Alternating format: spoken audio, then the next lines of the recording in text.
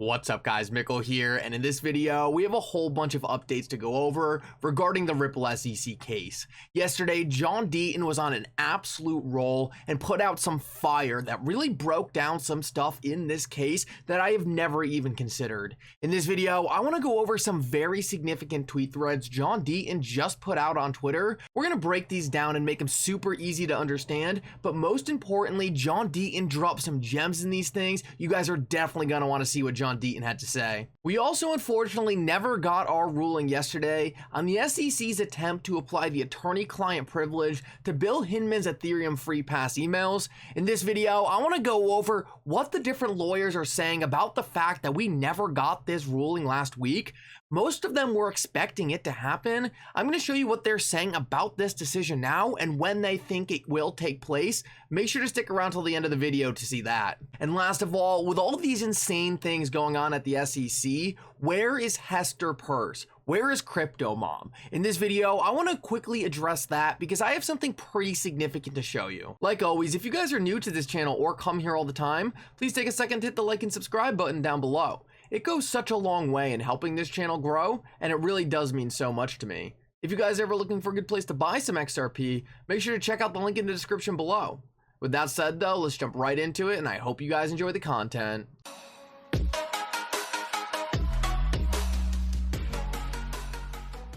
Real quick, if you guys want to get 6 free stocks, make sure to go down in the link in the description below and sign up with MOO-MOO. If you sign up with MOO-MOO and deposit only $1, you'll be eligible to win 6 free stocks. Each one could be worth up to $1,000, so make sure to check that out if you want some free stocks. So let's jump into it, and I wanted to start out with this because I thought this was super interesting. This was a great catch by JV here on Twitter, and what he found was essentially a hearing 11 years ago in which the SEC chairperson actually exposed another member at the SEC and essentially asked for an investigation by an independent inspector general.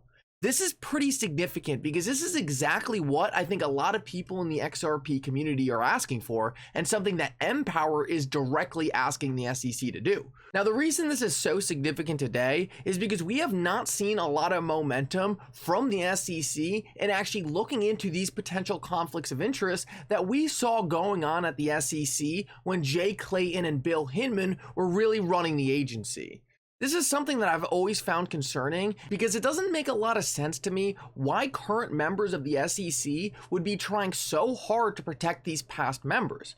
It doesn't seem like they have any real incentive to be protecting people like Bill Hinman and Jay Clayton, especially if the entire SEC is coming under fire because of their actions. Bill Hinman and Jay Clayton were up to some very sketchy stuff when they were working at the SEC, and this has been completely exposed by the XRP community.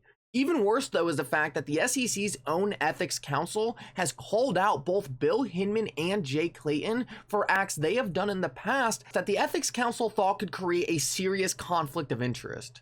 Now, the reason I point this out and the reason this is so significant today is because what Jay Clayton and what Bill Hinman were doing at the SEC was very obviously not allowed, and I don't think anyone in their right mind could look at what they did and thought these were people just trying to do their job.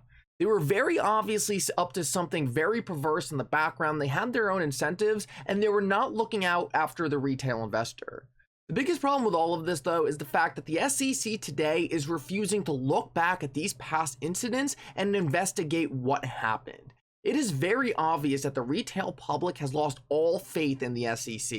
The SEC should want to restore this faith at all costs, and the people currently working at the SEC don't even have to take any collateral. All they have to do is give up Bill Hinman and Jay Clayton and try to restore faith in their agency, but they are refusing to do it. And this is what makes me concerned about people like Hester Peirce. Why isn't Hester Peirce doing what this lady did and calling for an investigation to what happened when Bill Hinman and Jay Clayton were working at the agency? She should be calling for an independent investigation, and regardless of whether these two did anything bad or not, the retail public needs to see an investigation to regain trust in the SEC. The fact that no one at the SEC right now is calling for this, and it has happened before in the past, is very concerning to me, and it really shows how corrupted this agency really is at its core. Now guys, I want to move on and show you two excellent tweet threads that John Deaton just put out on Twitter. The SEC's arguments against Ripple have very clearly been flawed from the start, and as this case has drawn on, the XRP community and different lawyers following this case have continued to poke holes in the SEC's argument. Some holes, though, have not fully been discovered, and John Deaton, I think, just found two massive ones. I want to show you what John Deaton pointed out here, because I think he makes a great point in this tweet thread I'm about to show you and in the next one, and I don't think this has really been talked about much in the public light. So let's take a look at this, and it was pretty funny. It started out with a Bitcoin maxi actually tweeting at John Deaton and saying, "Have you even read the Ripple SEC case?" Guys, these Bitcoin maxis don't know anything. John Deaton laughed it off and said, "Dude, trust me, I've read it." Let's keep moving though, and the Bitcoin maxi rephrased. He said, "What evidence is there that there wasn't actually fraud?" And John Deaton responded to him, and I think this is pretty interesting because this Bitcoin maxi, when he first came at John Deaton, he was saying, look, the SEC alleges fraud in this case. You were only talking about the security side of it. The Ripple executive still committed fraud. And this is wrong. The SEC never alleged fraud, but they brought up evidence and tried to phrase it like fraud. And I think that was confusing this Bitcoin maxi, and I think that's a fair thing to be confused about. John Deaton put out a great answer though. He said they investigated Brad Garlinghouse and Chris Larson for 2.5 years. I can assure you, if the SEC investigation had discovered any evidence of fraud, no matter how slight, they would have charged them with it. They didn't. By the way, the co-founder of Ripple has sold almost $3 billion since the lawsuit. If the SEC truly believed XRP is an unregistered security, as they have alleged, why didn't they issue a cease and desist to the co-founder and not allow him to sell $3 billion of illegal securities? It's because the argument is nonsense, and this case is about more than just securities laws. And I think John Deaton absolutely nails it here. If the SEC truly believed that XRP was a security, they would have to stop Jed from selling.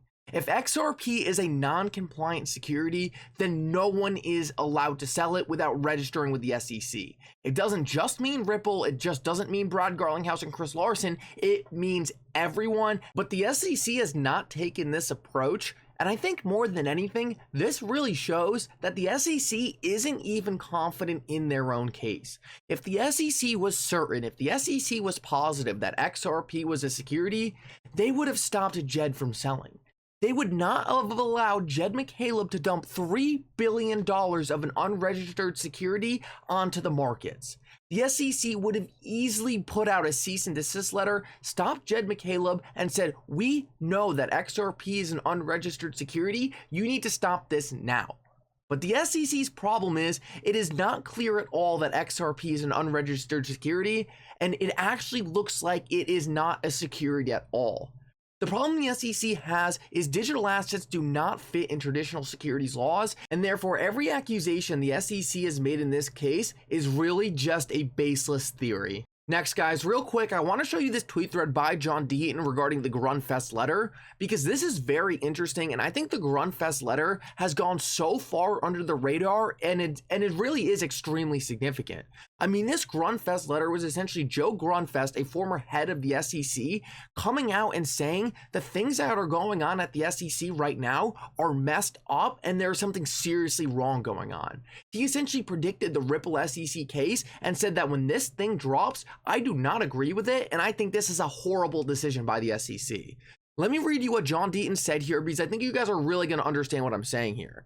John Deaton tweeted out, "I recommend rereading the Grundfest letter now that we know so much more. It is very enlightening to reread the letter now that we have so much more context and knowledge about the lawsuit and why and how it was filed. A few more things will jump out at you. For example, when Grundfest discusses the mass exodus of senior leadership at the SEC after filing the case, he notes, the directors of division enforcement, corporate finance, and trading and markets have all been deeply involved in the decision to file this suit." Very interesting. He's literally exposing what agencies were involved in filing the suit.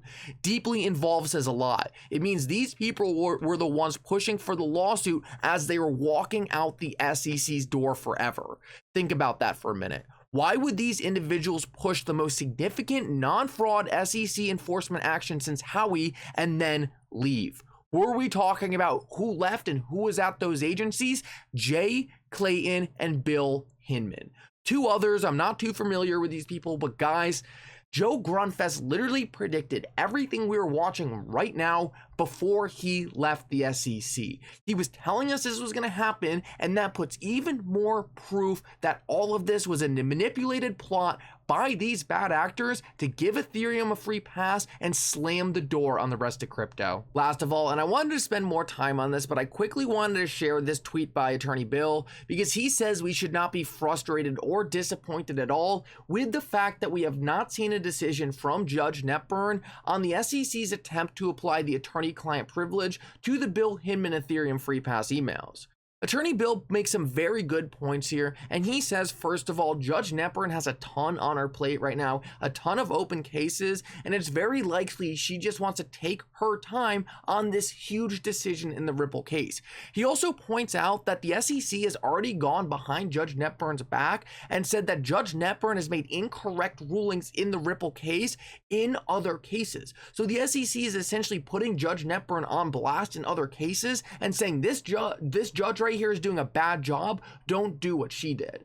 So it's very clear right now that Judge Netburn is going to want to be extremely careful with all these major rulings and make sure every ruling she puts out there is bulletproof. At the end of the day, it really doesn't make sense for Judge Netburn to rush through these. Her career is on the line too here. She wants to make sure she does the best job possible, and this case is probably so much bigger than she ever thought it would. Either way, Bill says at the very end that he says we should be seeing a decision very soon and to just relax, it will come. And I agree with this sentiment. Yes, we were all hoping it would happen last week.